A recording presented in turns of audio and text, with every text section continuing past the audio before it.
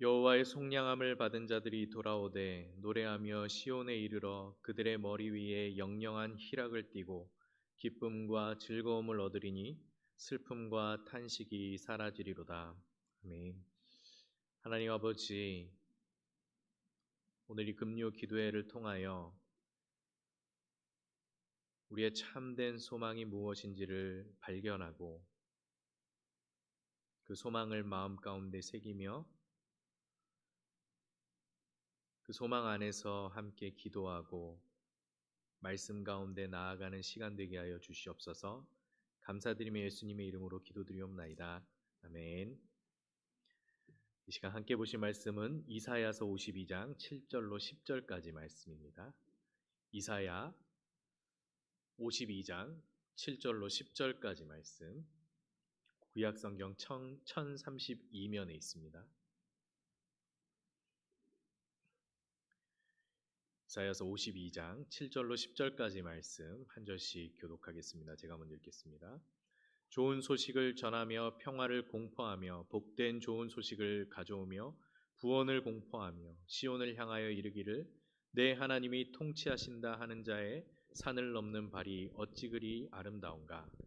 내 파수꾼들의 소리로다. 그들이 소리를 높여 일제히 노래하니 이는 여호와께서 시온으로 돌아오실 때 그들의 눈이 마주 보리로다. 너 예루살렘의 황폐한 곳들아 기쁜 소리를 내어 함께 노래할지어다. 이는 여호와께서 그의 백성을 위로하셨고 예루살렘을 구속하셨음이라. 여호와께서 열방의 목전에서 그의 거룩한 팔을 나타내셨으므로 땅 끝까지도 모두 우리 하나님의 구원을 보았도다. 아멘. 할렐루야. 오늘 저희가 읽은 이 본문은 대림절과 관련된 본문입니다. 우리가 대림절이라고 하면 대강절 또는 강림절 이렇게 부르기도 하는데요. 이 성탄절까지 4주간의 기간을 대림절이라고 우리가 부릅니다. 사실 우리는 지금 대림절로 치면은 3주간을 지나고 있다라고 볼 수가 있겠죠. 우리가 고난주간에 그 부활절까지 사순절이 있는 것처럼 성탄절까지도 이 대림절이라는 기간이 있습니다. 보통 이 대림절 기간 동안에 교회들은 또 성도님들은 메시아에 관련된 예언서나 시편들을 읽으면서 그것을 묵상하며 지내는 기간이라고 볼 수 있습니다. 특히 우리가 보신 이 이사야서에는 메시아에 관련된 본문들이 굉장히 많이 들어가 있습니다. 오늘 이 본문도 메시아를 고대하는 구절로서 대림절 기간 동안에 교회에서 많이 읽혀지는 본문입니다. 우리가 이 본문을 읽어보셔서 아시겠지만 이 본문의 분위기가 어떤 것 같습니까? 희망에 차 있고 기쁨에 넘치고 또 뭔가 기대감을 불러일으키는 그런 분위기를 느낄 수가 있으실 것입니다. 보통 우리가 성탄절이 다가오면 이런 느낌들을 받아야 되는데, 그죠? 요즘은 이 코로나19 때문에 성탄절 기간이 많이 좀 삭막해져 있는 그런 분위기입니다. 사람들도 이렇게 많이 다니지 않고요. 사실 교회도 지금쯤이면은 성탄절 행사 준비 때문에 복잡복잡하고 또 굉장히 바쁜 일상을 보내고 있을 텐데 그러지 못한다라는 게 못내 좀 아쉽죠. 올해도 우리 어린 아이들의 율동과 또 어떤 성극 이런 것들을 볼 수 있나 싶었지만 또 그러지 못하는 게 많이 아쉽습니다. 하지만 우리가 이렇게 성탄을 유례 없이 차분하게 보내게 되면서 우리를 위해 예수님을 이 땅에 보내신 하나님의 그 은혜를 우리가 묵상하고 또 그와 관련된 말씀들을 통해서 하나님의 은혜를 깊이 생각하는 그런 기간으로 우리가 신앙을 또 회복하는 그런 시간들로 가졌으면 좋겠습니다. 오늘 본문에 나오는 예언의 이 역사적인 배경이 있습니다. 그 배경은 바로 예루살렘의 멸망과 바벨론 포로 사건을 그 배경으로 하고 있습니다. 주전 587년경에 예루살렘이 바벨론의 침략을 받아서 멸망하게 되죠. 이 당시 예루살렘 성전도 무너지고 수많은 유다 백성들이 죽임을 당하거나 포로로 끌려가는 끔찍한 일을 당하게 됩니다. 그렇게 약 50년이 지난 후에 주전 538년에 페르시아의 왕인 고레스가 칙령을 발표하게 되죠. 그래서 그 칙령으로 인해 바벨론의 포로로 끌려갔던 유다 백성들이 예루살렘으로 귀환하는 일이 일어나게 됩니다. 오늘 본문은 그 중간 시대 어느 때쯤에 대한 예언입니다. 포로된 유다 백성들이 돌아오기 전, 그때에 먼저 하나님께서 이 폐허가 돼 있는 예루살렘 땅에 돌아오실 것을 예언하고 있는 말씀이죠. 그 시작은 바로 한 전령의 힘찬 발걸음에서 시작되고 있습니다. 이사야는 이 기쁜 소식을 전하기 위해 산을 넘는 자의 그 발걸음이 얼마나 아름다운지 감탄하고 있죠. 또 이 전령은 여호와께서 다시 예루살렘에 돌아오셔서 평화와 구원을 베푸실 것이고 또한 이스라엘의 왕으로 통치하실 것을 선포하고 있습니다.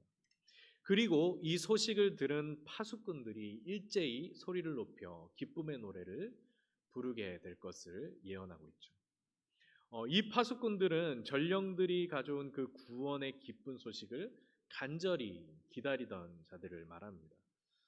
비록 예루살렘이 멸망하고 그 백성들이 포로로 끌려갔지만 그럼에도 불구하고 여호와의 구원을 기다리면서 그 신앙을 포기하지 않고 신실한 삶을 살고 있었던 자들, 그들을 가리켜서 이 파수꾼에 비유하고 있는 것이죠.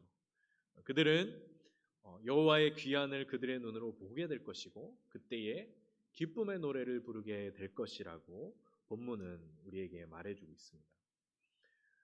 아직 예루살렘은 황폐한 상태이고 이스라엘 백성들은 이방의 포로로 잡혀 있는 상태에서 이 예언은 어떤 의미로 읽혀졌을까요? 여호와께서 예루살렘에 돌아오셔서 이스라엘의 왕으로 새로운 통치를 시작하실 것을 이 본문은 예언하고 있습니다. 바벨론의 포로 귀환은 예루살렘으로 돌아오신 하나님이 통치하시는 그 결과로서 일어나게 될 일이라는 것이죠. 한편 여호와께서 이루실 이 예루살렘의 회복과 구원은 온 열방에 알려지게 될 것을 본문에서 말하고 있습니다. 우리 10절을 보시면 여호와께서 열방의 목전에서 그 거룩한 팔을 나타내셨다라고 말하고 있죠. 이 거룩한 팔을 나타내셨다라는 구절의 원어는 그 팔을 걷어붙이셨다라는 뜻입니다. 우리가 무슨 일을 하기 전에 이렇게 팔을 걷어붙이시는 그런 표현인 것이죠. 이는 예루살렘의 구원과 회복에 대한 하나님의 강력한 의지를 보여주는 표현입니다. 그리고 이 일을 이스라엘의 목전이 아니라 열방의 목전에서 행하실 것이다. 그래서 땅끝까지 하나님의 구원을 나타내실 것이다 라고 약속하고 있는 것입니다. 예루살렘이 멸망하고 유다 백성이 포로로 끌려갈 때에 이스라엘의 하나님을 멸시하고 조롱하던 열방 백성들이 이제는 하나님께서 예루살렘을 구원하시고 회복하시는 그 모습을 통해 놀라게 될 것을, 그 소식을 모두가 그 장면을 보게 될 것을 예언하고 있는 것입니다. 앞에서 말했듯이 여호와 하나님의 예루살렘 귀환을 예언하고 있는 이 본문은 대림절과 관련된 본문이라고 했습니다. 우리는 지금 코로나19가 재확산되는 심각한 상황 가운데서 대림절 기간을 보내고 있죠. 당연하던 일상들이 멈춰버리고 한 치 앞도 내다볼 수 없는 불안감 속에서 우리는 하루하루를 버텨내고 있습니다. 이런 상황 속에서 우리는 대부분 백신과 치료제가 빨리 나와서 우리에게 전달되기를 기다리고 또 기대하고 있는 것이죠. 오늘 본문에 기쁜 소식을 가지고 오는 그 전령처럼 누군가가 백신과 치료제를 가지고 와서 우리가 그것을 맞아서 우리의 그 평화로운 일상이 다시 회복되고 뭔가 예전처럼 다시 돌아가게 돼 우리가 마스크를 벗고 예배하고 또 마스크를 벗고 거리를 활보할 수 있는 그런 날을 기대하고 있는 것입니다. 저 역시 하루속히 백신과 치료제가 우리에게 전달돼서 빨리 일상이 회복되기를 기도하고 있습니다. 근데 한편으로는 이 대림절을 맞아서 우리가 진짜 소망해야 할 것이 무엇인지에 대해서 좀 생각하게 됩니다. 이 기간 동안에 우리가 그리스도인으로서 가져야 할 궁극적인 소망이 무엇인지를 좀 돌아보는 시간이 되었으면 합니다. 우리가 코로나 백신을 기다리거나 또 성탄절이 되면 애인과 어떤 이벤트 그런 걸 또 기다리거나 또 어린아이들은 뭘 기다리죠? 이 양말을 이렇게 큰 양말을 추리에 걸어놓고 산타클로스의 선물을 아버지가 빨리 사오시기를 그렇게 기다리는 거 이런 것도 다 우리가 좋지만 무엇보다 우리 그리스도인들에게는 궁극적인 소망이 있음을 잊지 말아야 할 것입니다. 우리가 그것을 놓치게 되면 우리의 기다림은 그저 세상 사람들이 기다리는 성탄과 다를 바 없는 그런 수준에 그치고 말 것입니다. 코로나 백신과 치료제도 지금 상황에서는 너무나 필요한 것이지만 그것이 우리의 궁극적인 기다림의 소망이 될 수는 없는 것이죠. 코로나19는 우리 인생의 수많은 고비들 중 하나에 불과할 뿐입니다. 우리의 인생에는 수많은 고비들과 우여곡절이 있다라는 것을 우리 살아보신 분들은 더 잘 아실 것입니다. 어떤 고난을 극복하게 되면 또 다른 고난이 기다리고 있죠.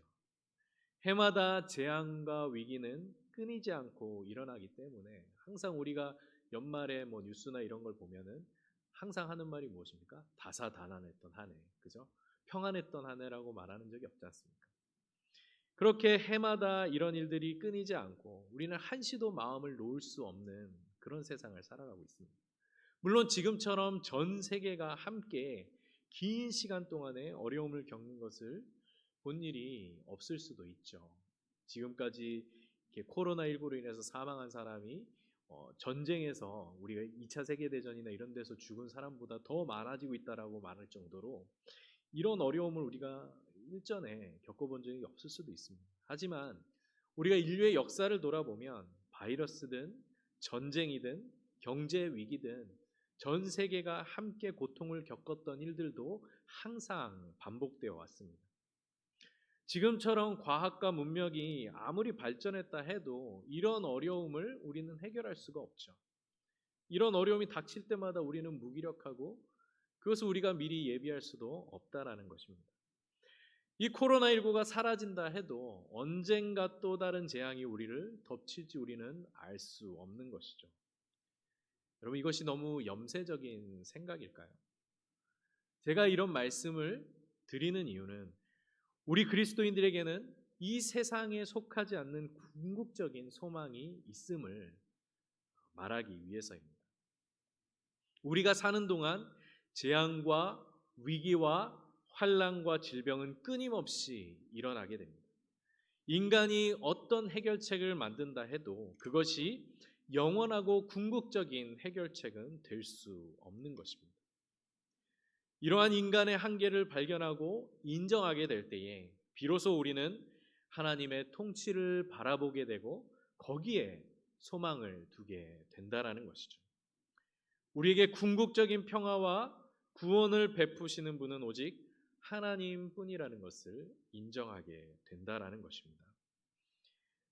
우리가 읽은 오늘 본문에도 이러한 깨달음에 대한 기쁨으로 가득 차 있습니다.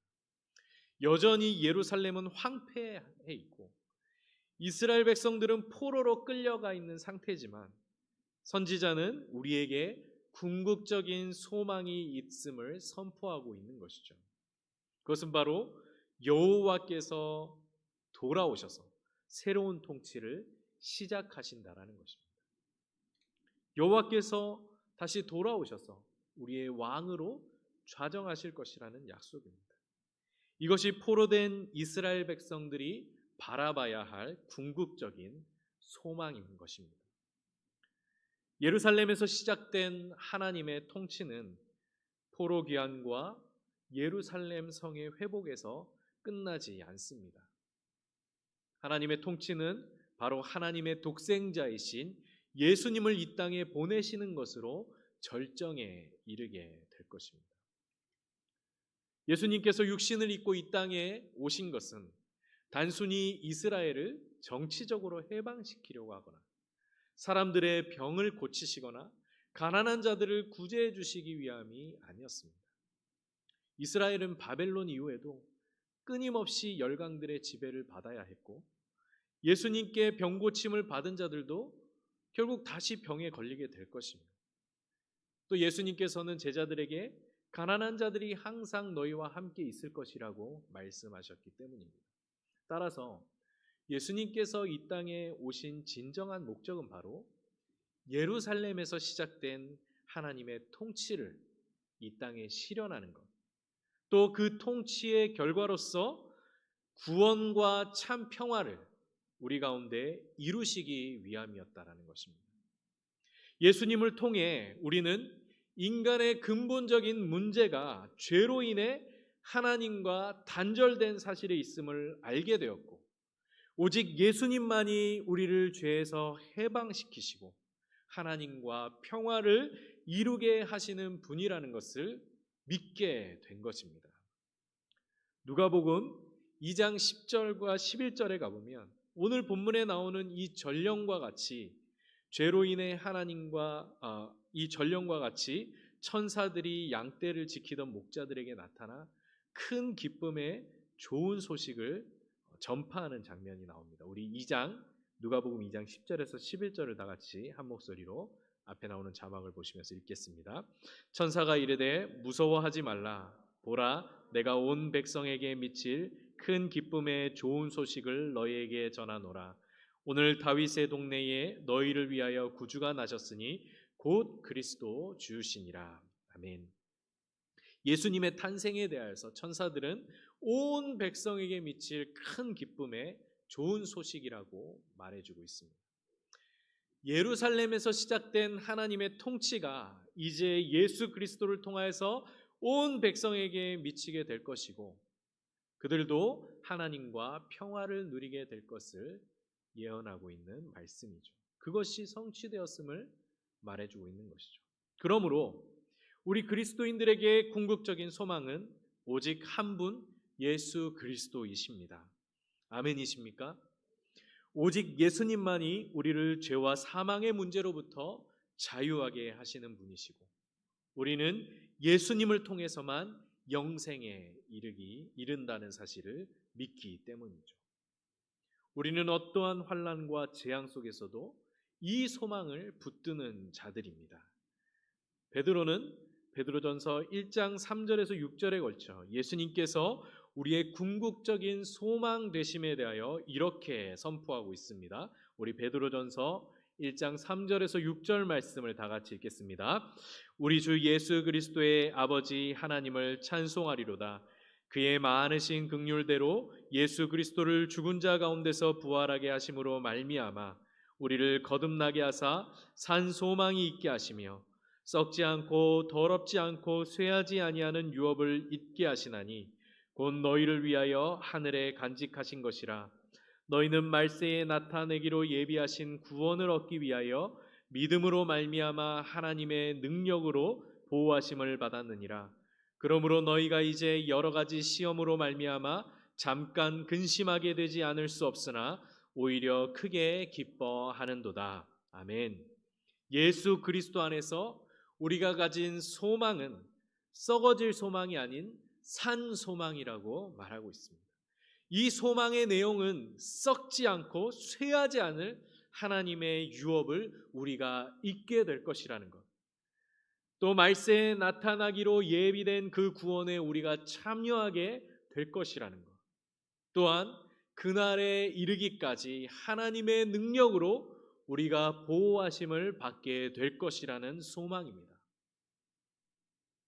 그러므로 우리는 이 세상에서 벌어지는 여러 가지 시험으로 인해서 잠깐 근심할 수는 있겠지만 우리가 가진 궁극적인 소망으로 인하여 우리는 기뻐하는 자가 된다라고 말하고 있습니다. 이 소망을 다시 한번 우리 마음 가운데 새기는 시간이 되시길 바랍니다. 그리고 이 소망을 가지고 대림절 기간을 보내시고 우리가 차분하게 성탄의 기쁨을 맞이하는 기간들이 되었으면 좋겠습니다. 또한 끝을 알 수 없는 이 코로나 상황 속에서도 우리의 산 소망이 되시는 예수 그리스도를 붙들고 환난 중에도 기뻐하며 인내하는 우리 성도님들이 되시길 바라겠습니다. 함께 기도하시겠습니다. 오늘 말씀을 기억하시면서 함께 기도하실 때에 우리의 산 소망이 되시는 예수 그리스도를 붙들고 이 어려운 시간 동안에도 우리가 소망을 가지고 대림절 기간을 보내고 성탄을 맞이하는 주의 성도들 되게 하여 주시옵소서. 어떠한 상황 가운데서도 어떠한 환난과 어려움 속에서도 우리에게 주어진 이 궁극적인 소망을 붙드는 자들이 되게 하시고 그것을 통하여 우리가 인내와 연단과 소망으로 나아가는 그러한 시간들이 될 수 있도록 우리를 붙들어 달라고, 우리 예수님만이 참 소망 되심을 우리가 믿고 의지하며 나아가는 주의 성도들 되게 해달라고 우리 다 같이 하나님께 기도하며 나가겠습니다.